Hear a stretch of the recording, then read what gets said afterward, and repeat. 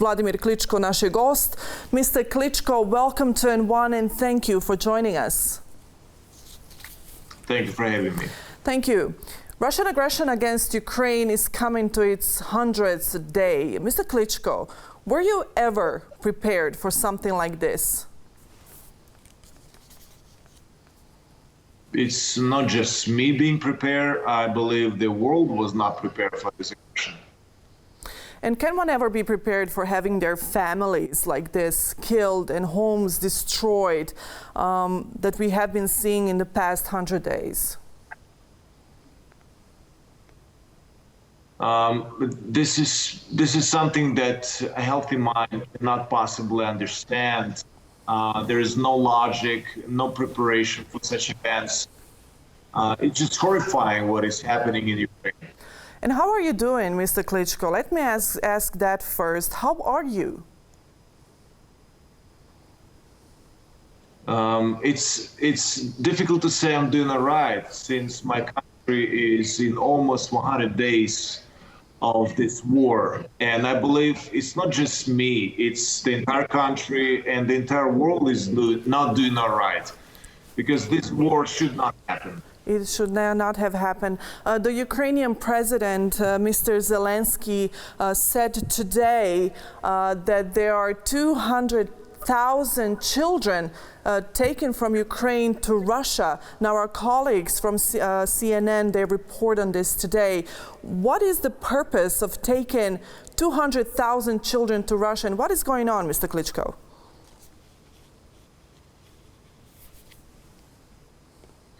Well, stealing, lying, killing, that's unfortunately what is happening on the Ukrainian soil.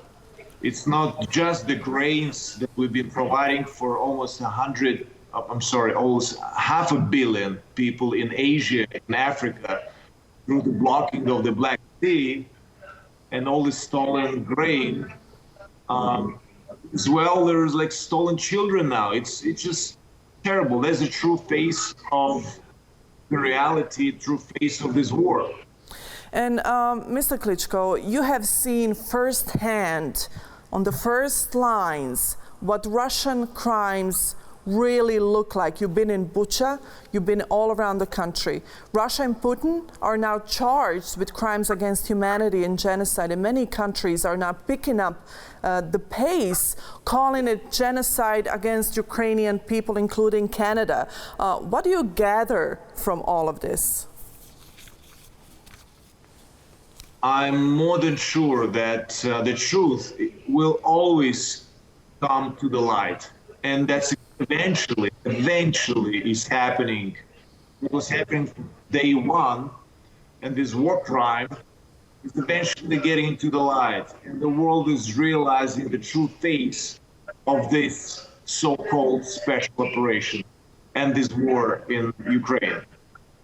And it started as coming from Russian Federation, that this is started coming from Putin, that this was a special operation. Now we've seen what Russian force came to, when it came to Ukraine, what it looked like in full force. This is on all of us. This is on all of the world. What do you think, what have we done wrong to put Ukraine in such position that there is now, the position that Ukraine finds itself today?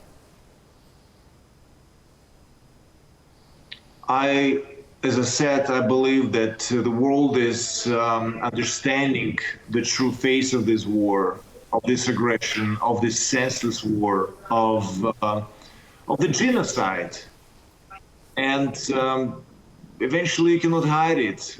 The truth always will come to the light, and the evil is always in the end going to lose against the good. It's not just the war against Ukraine and between Ukraine and Russia. This is the war against the humanity, against the world, Russia versus the world. And the world is not going to take it longer.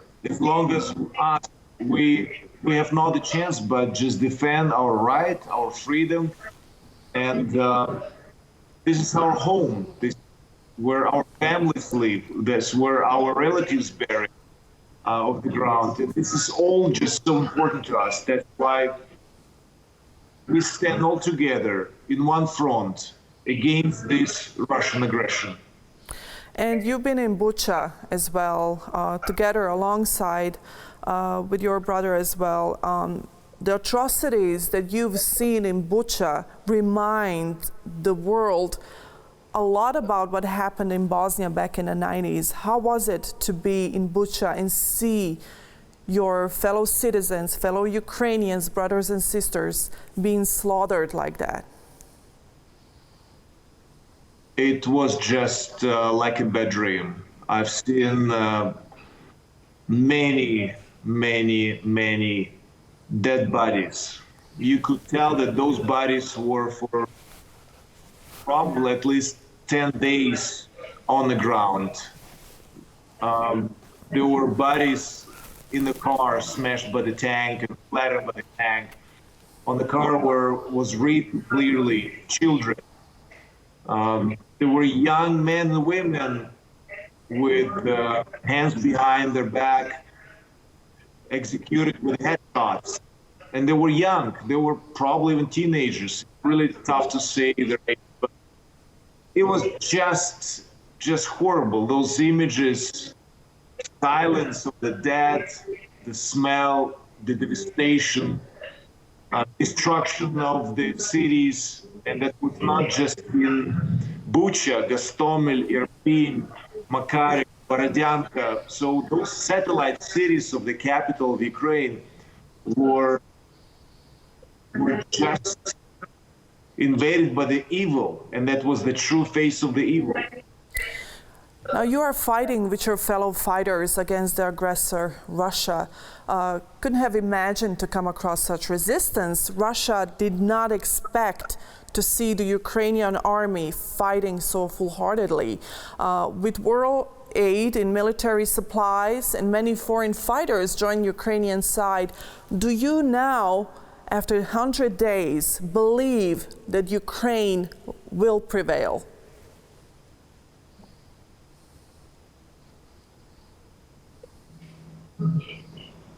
I truly believe, as I said, the good will always win in the end.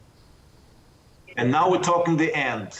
We don't know how the end is going to look like, when it's going to happen, how long this war is going to take.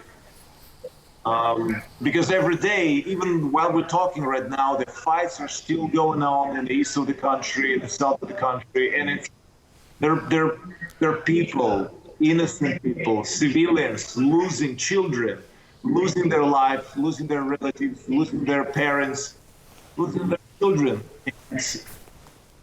We just wish that this end is not going to last for too long. And after 100 days of war, we wish that the war is eventually going to be over. And the sooner it happens, the better it is for Ukraine and for the world. Mr. Klitschko, what do you need from the world right now? What does the Ukrainian people need now the most? What do you need? This question was asked many times. What do you need and how much do you need? We need a lot, because our country is in a war. Our budgets are not filling up. Our infrastructure is getting destroyed. There are millions of, I believe up to 2 million were moving out of Ukraine, refugees. We need humanitarian help. We need financial help. We need military equipment as help, because the war is actually happening on the front, and it's with all the weapons involved. And if we're not going to get it as we ask, it's going to be probably almost impossible to win this war. That's why we need support. We need continued support. And how much? A lot. And it's never enough until this war is still going.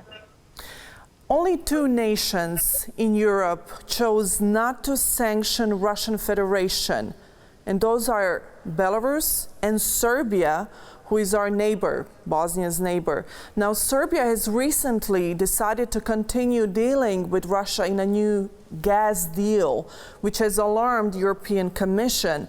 Now, this will feed directly into Putin's war machine against Ukraine.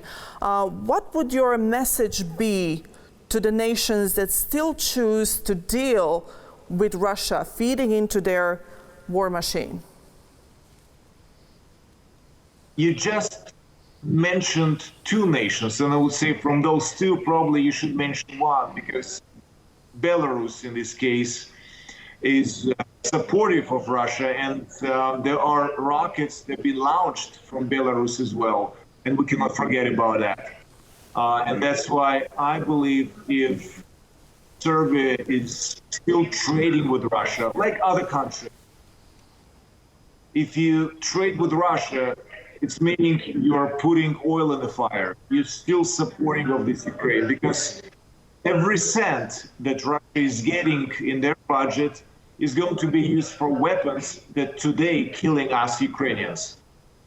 And what do you say to so many supporters of Russian aggression, pro-Russian aggression against Ukraine in the Western Balkans, in this region? What do you say to them? They are, as well as people in Russia, being lied. They were lied. So the truth, as I said, always will come to the light. And it's going to happen this time as well. It was always in history like that. And you cannot stop this process. And you've been just betrayed and lied. Just open up your eyes. And this war is nothing that possibly could be justified for. There is no excuses for this war. And international court will take over it and will obviously punish for all the criminal war and all the crime that happened in Ukraine. And eventually justice will occur. And my message is just don't believe the lies. And there is nothing human about it. There's many ways of controversy, but never military one or killing someone. This is not human, and this is evil. Mr. Klitschko, Bosnia and Herzegovina, as you know, was once at war in the 90s. Now Sarajevo was a besieged city. Genocide is committed against Bosniak population in Srebrenica, with many war crimes across the country as well. There is a genuine support locally and internationally for Ukraine and the Ukrainian people, so we do understand you. How do you today relate to the Bosnians and to the war in Bosnia that happened, and seeing so many reports that when we said never again in the 90s, we see it happening again in Ukraine? That means with that war in Bosnia, the world has not learned the lesson. And I believe with the war in Ukraine, and it must happen eventually, the lesson must be learned. I'm also a member of Holocaust Memorial Babin Yar, which happened in 1941 in Ukraine, where just within 3 days over 100,000 people were shot by the German forces, Nazis. And it seemed like the world has learned, but not enough. I believe this is another reminder. Ukraine is another reminder, as Bosnian War too, to analyze eventually after the war. So it's definitely not going to happen again, because the consequences are vicious and horrifying, and it should and it must not happen again. And unfortunately, it is happening in Ukraine, but one more time. I hope it's going to come to an end sooner or later, and the lesson can be learned. And taking that in consideration, now Russian ambassador to Bosnia and Herzegovina, however, threatened with Ukrainian scenario if Bosnian government decides to move towards NATO. What do you say to something like this? And Russian ambassador still resides in Bosnia and Herzegovina. He's not named persona non grata at all. There are a lot of pro-Russian politicians that support claims like this. What would you say to something like this?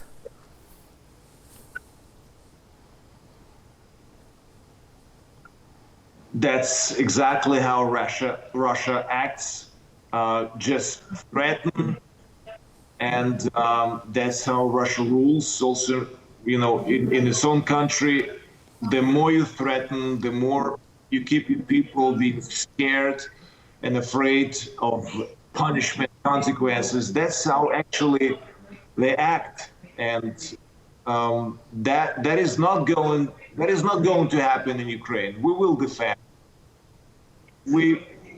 This is our life. What you're gonna do to save the life of your children, your relatives, your own life? You're just gonna defend it. You stand for the right and you stand for the truth. And the truth is, these lies, this threatening, cannot last forever.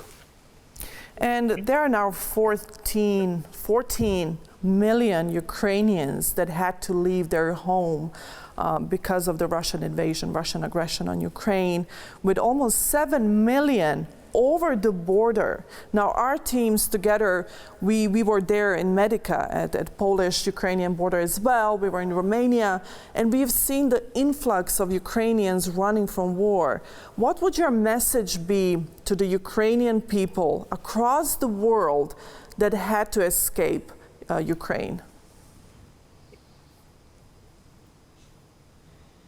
I believe for those refugees that are outside of Ukraine is the dream to come back home, because nothing is sweeter than your own sweet home.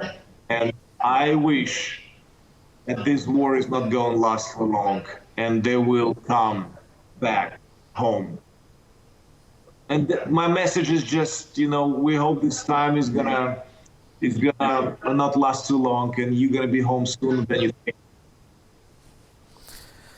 And what would your message be to Russian citizens under Putin today?